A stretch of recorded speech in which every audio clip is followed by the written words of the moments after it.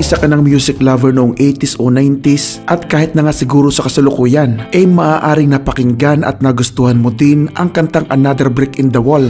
We don't need no education. Kantang maaari nating sabihin na nagpakilala sa bandang Pink Floyd sa mas maraming mga Pinoy. Oo, hindi ganun kadami ang mga kanta nilang niyakap na mas nakakarami sa atin. Pero kung pag-uusapan natin ay ang success nila internationally, lalo na nga sa UK at sa US, ay masasabi nating isa sila sa mga itinuturing na pinakamatagumpay na banda sa kasaysayan. Itinuturing silang pioneer ng dalawang major music movements na psychedelic at progressive rock na nakilala sa pinahabang komposisyon, kakaibang mga tunog at paggamit ng mga takaw-pansing mga visuals sa kanilang mga konsyerto tulad ng mga ilaw, laser at naglalakihang mga props. Ang simula ng Pink Floyd ay halos parehas lang din ang sa iba. Pinagtagpo ang mga miyembrong may parehas na hilig sa musika, nagpasya magsama-sama hanggang magkapangalan at yakapin ng masa ang kanilang musika. Pero ang naging journey ng Pink Floyd ang naghiwalay sa kanila sa ibang mga banda. Ang naranasan nilang ups and downs, ang ebolusyon ng kanilang musika at iniwan nilang legasiya ang siyang nagsemento ng kanilang pangalan bilang isa sa mga pinakamahalagang banda sa buong kasaysayan. Paano nga bang nabuo ang Pink Floyd at gaano silang kasuccessful?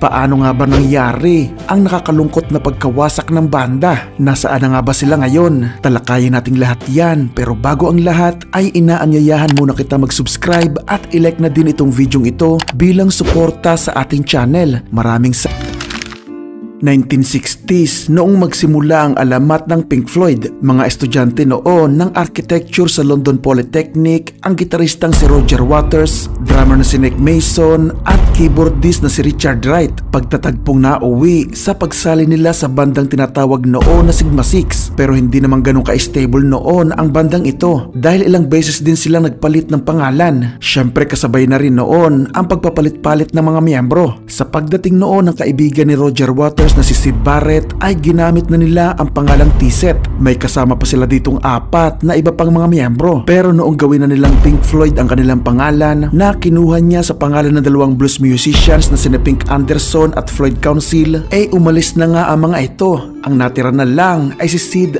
Roger, Nick at Richard. Si Syd na ang tumayo ditong lead guitarist at vokalista. Siya rin ang main songwriter ng banda, kaya siya na rin ang nasusunod sa style at direksyon ng musikang kanilang tinatahak. Di na rin naman nagtagal at napansin na sila ng record producer na si Peter Jenner, na agad nga ay niyaya ang kanyang business partner na si Andrew King para sila na ang mag-manage ng banda. Sa tulungan ng dalawa ay naging parte ang Pink Floyd ng underground scene kung saan mas nahasa nga ang banda. Pero yun nga lang, dahil sa kakaiba nga ang estilo ng kanilang musika, ay madalas sila noong makaranas ng rejections. 1967 pa, noong sa wakas inapansin na sila ng ilang record labels. Nakalaunan nga ay nauwi sa pagpirma nila na kontrata sa AMI Records. Dito ay ipinakita agad ni Syd Barrett ang kanyang tapang sa pagsusulat ng mga lyrics. Katunayan, sa paglabas pa lang ng pinakauna nilang kanta na Arnold Lane, ay agad niyang naband ang Pink Floyd sa napakaraming radio stations. Tungkol kasi ang kantang ito sa mga crossdressers. Ganun pa man ay nakakuha naman sila agad dito ng kasikatan dahil pumalo ito agad sa number 20 sa UK, na sinundan pa ng pang number 6 naman na si Emily Play. Kaya agad silang naimbitahan noon na tumugtog sa BBC Top of the Pops,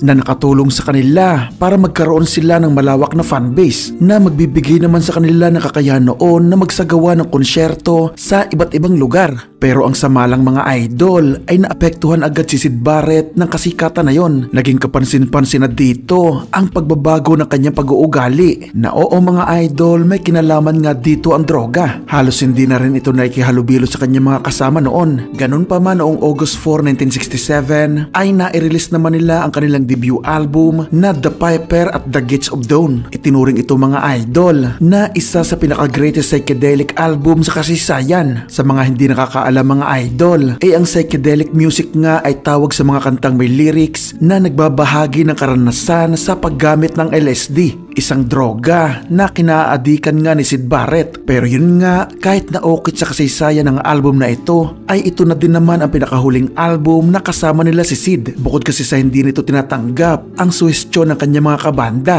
madalas din itong wala sa sarili. May pagkakataon katulala lang ito sa ilan nilang konsyerto. Nakatayo lang sa stage na nakatitig lang sa kawalan, hindi tumutugtog o kumakanta. Madalas din itong pabalang sumagot sa mga interviews at minsan naman ay hindi ito nagsasalita kahit tanungin pa ng ilang beses. Pero kahit sobrang hirap na niyang katrabaho, pilit naman siyang inunawan ng kanyang mga kabanda hanggang sa dumating na nga ang punto na nakansila ang isa nilang pinakamalaking project sana sa National Jazz and Blues Festival. Dito ay napilitan na ang banda na magdagdag ng bagong miyembro na may kakayahang punuan ang pwesto ni Syd tuwing wala itong kakayahang tumugtog sa entablado. Dito na pumasok ang kababata din naman ni Syd na gitaristang si David Gilmour. Hindi pa rin nila tinanggal si Syd dahil magkakaibigan naman talaga sila kahit sa labas ng banda. Gusto sana nila magpatuloy na kahit ayaw nito mag-perform, pwede pa rin sanang ito ang kanilang main songwriter. Pero ang problema ay sinasadya nitong sumulat ng mga kanta na sobrang layo naman sa style na mayroon sila. Kaya noong magkaroon sila ng meeting sa kanilang mga managers para pag-usapan ang future ng banda, ay tuluyan nang nagpasya si Syd na umalis sa Pink Floyd. Malaking dagok ito sa Pink Floyd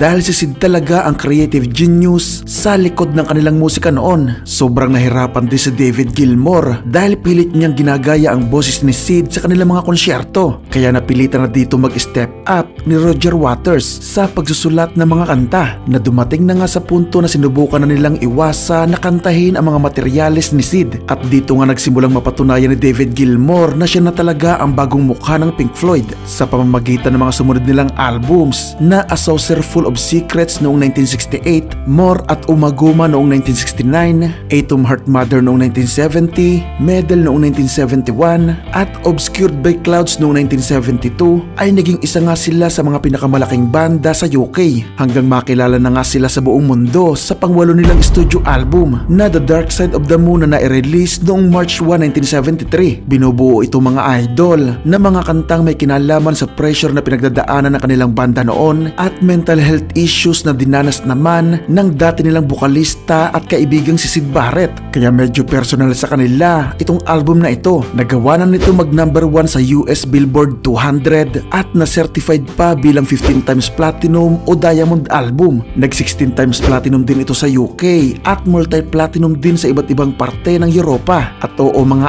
idol, isa ito sa mga best-selling albums of all time dahil bumenta lang naman ito mga idol ng 45 milyong kopya sa buong mundo. Kabilang dito ang mga singles na Money at As of Them. Sinundan pa nila ito ng album na Wish You Were Here noong September 12, 1975 kung saan nga ay kabilang ang kantang Shine On You Crazy Diamond na tribute nila sa kanilang kaibigan at dating bukalistang si Syd Barrett.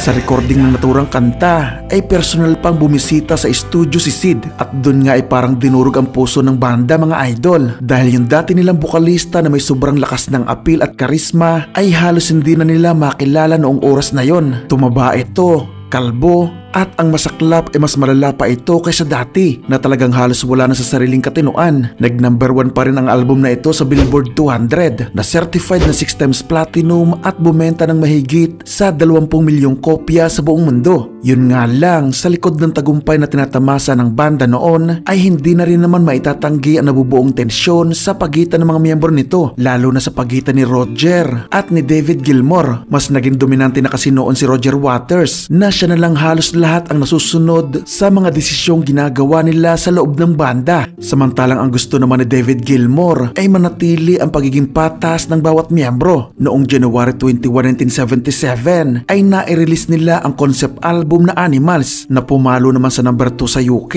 at sa Billboard 200. Naging 4 times platinum album na lang ito sa US pero ang totoo mga idol ay parang doon pa lang talaga nila nararamdaman ang sobrang kasikatan dahil sa tagumpay ng mga sinundan nilang album. Doon pa lang sila unang nakaranas na mag-perform sa mga pinakamalalaking stadium. Nakasama ang palad naman ay nagkaroon naman ito ng masamang epekto sa banda. Dahil sa sobrang dami ng tao sa loob ng stadium ay mas naging doble ang pressure sa kanila. May pagkakataon pa nga na sobrang naingayan si Roger Waters na naging dahilan para awayin nito ang isa nilang fan na nakatayo sa front row. Sobrang lumaki din kasi ang ulo nito na dumating pa nga umano sa punto na sinasabi umano nito na dahil lang sa kanya kung bakit nila naabot ang kasikatan na yon, na sobrang ikinagalit naman ni Richard Wright kaya madalas na itong magbanta na alis na siya ng banda. Bukod dito ay inamin din naman ni David Gilmour na dahil nga sa sobrang kasikatan na tinatamasa nila ay nalagay na sila sa sitwasyon na tila ba wala nang natitira pa sa kanilang bagay na pwede pa nilang abutin dahil pakiramdam nila noon ay naabot na nila ang tuktok. Sa kabila naman ng lahat ng ito ay muli naman silang nakabuo ng album na muling yayanig sa mundo ng musika, ang The Wall, noong November 30, 1979. Muli itong nag-number 1 sa Billboard 200 at napakaraming mga bansa na certified ito sa US bilang 23 times platinum o double diamond album na bumenta pa ng mahigit sa 30 milyong kopya sa buong mundo. Andito na mga idol ang nag-iisa nilang number 1 na kanta sa US at sa UK na Another Brick in the Wall.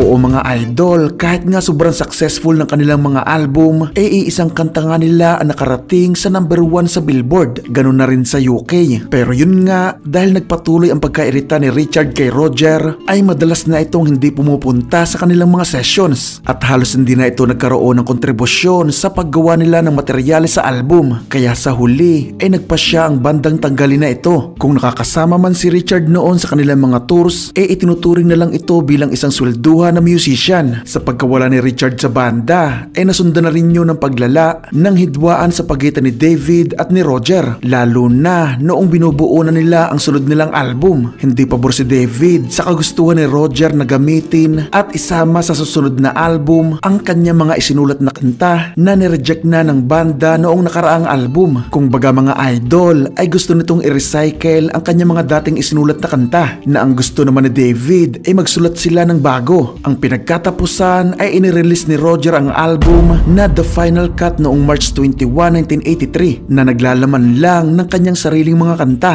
Syempre nasundan yun ng away na muntik nang tumapos sa Pink Floyd, na sa huli ay umalis na nga lang si Roger Waters sa banda na nauwi naman sa matinding banggaan nila sa korte para paglabanan kung sino ang may karapatan sa pangalan ng Pink Floyd. Ayon naman kay David ay naging palusot na lang umano ni Roger ang pag-alis sa banda dahil nag-flop ang ginawa nitong album na The Final Cut, dahil kung ang sinundan nitong album na The Wall ay bumenta ng 30 million copies sa buong mundo, ang The Final Cut naman ay bumenta lang ng 3 milyon. Sa huli mga idol ay inimbitahang muli ni David si Richard na bumalik sa banda para mas lumakas pa ang laban nila sa korte, na nauwi nga din mga idol sa kanilang pagkapanalo ng kaso at sa wakas ay pagbuo ng album na A Momentary Lapse of Reason noong September 7, 1987, na kahit nasa ibang era na sila noon na pinaghaharian ng mga glam music ay nagawa pa rin nila dito mag number 3 sa Billboard 200 at bumenta pa ng mahigit sa 10 milyong kopya sa buong mundo. Pagpapatunay lang mga idol na hindi lang sa kaso nagtagumpay ang tatlo, dahil sa wakas ay pwede nilang isampal kay Roger ang album na ito na hindi totoo ang sinasabi niyang dahil lang sa kanya kaya sumikat ang kanilang banda, lalo na at nagawa na naman nilang mag number 1 sa Billboard 200 at sa iba't ibang parte ng mundo sa kanilang sumunod na album na The Division Bell noong March 28, 1994. Pero nasundan na yun mga idol ng pag-focus na lang ng banda sa touring at kanya-kanya mga solo projects, hanggang lumipas na nga ang maraming taon at nangyari na nga rin ang reunion ng Pink Floyd noong taon ng 2005 sa benefit concert na Live 8 na ginanap sa London, na sa loob nga ng mahigit sa 24 na taon sa wakas ay muling nabuo sa stage ang 4 na miyembro nito, si David, Nick, Richard at Roger. Pero yun na pinakahuling beses na nakita magkakasama ang 4 dahil matapos ang pagpanaw ng dati nilang bokalista na si Syd Barrett noong 2006 ay pumanaw din sa sakit na kanser si Richard Wright noong taon ng 2008. Nagpa siya noon ang dalawang natitirang miyembro ng Pink Floyd na si David at si Nick na kolektahin ang mga kantang hindi na isama sa album na Division Bell, mga kantang isinulat nila na kasama si Richard. Inirecord nila ang mga ito at gumawa ng tribute album para kay Richard na The Endless Forest River noong November 10, 2014. Ito na mga idol ang naging pinakahuling album ng Pink Floyd. Sa kasalukuyan ay aktibo pa rin si David at Nick pero hindi na sila halos nagsasama. Mas madalas nang makita si Nick sa kanyang banda na Nick Mason Sauce Full of Secrets na ang tinutugtog ay mga unang materyales ng Pink Floyd. Sa kabuuan ay nagkaroon sila ng 15 studio albums, 7 live albums, 12 compilation albums, 3 extended plays, 5 box sets at 27 singles. Bumenta ang Pink Floyd ng mahigit sa 250 million copies ng record sa buong mundo na nag-ukit sa kanilang pangalan bilang isa sa mga best-selling at greatest rock bands of all time. Na-inducted sila sa Rock and Roll Hall of Fame noong 1996 at sa UK Music Hall of Fame naman noong 2005. Naging mapait man ang kinahinatnan ng relasyon ng mga miyembro ng banda ay nagkaroon naman sila ng maayos na closure noong nagsama-sama sila noong taon ng 2005. Noong matapos kasi ang performance nila ay nagtangka na si David na umalis na pero hiniling ni Roger na bumalik ito at dun nga ay tuluyan na itong humingi ng paumanhin sa lahat na nangyari. Natapos ang naturang konsyerto sa pagyayakapan nilang apat sa gitna ng stage na naging isang imahe na babaunin ng kanilang mga tagahanga na ang musika ng Pink Floyd ang nakasama nila hanggang sa kanilang pagtanda. Ang muling pagkakabuo nilang apat noong mga panahon na yon ay hindi mawawala sa alaala ng kanilang mga tagahanga kahit lumipas pa ang napakaraming panahon. All in all,